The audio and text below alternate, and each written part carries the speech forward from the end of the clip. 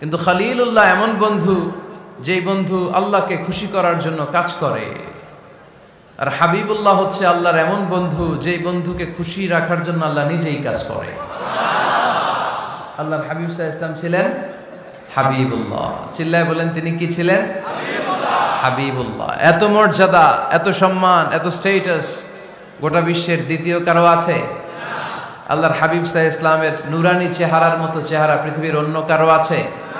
কোন দিক দিয়ে আল্লাহর হাবিবের সাথে কোনো মানুষের কোনো ধরনের কম্প্যারিজন, তুলনা চলতে পারে না। Whether it's the fitness, whether it's the skin colour, whether it's the sound, whether it's the status, is out of any kind of comparison.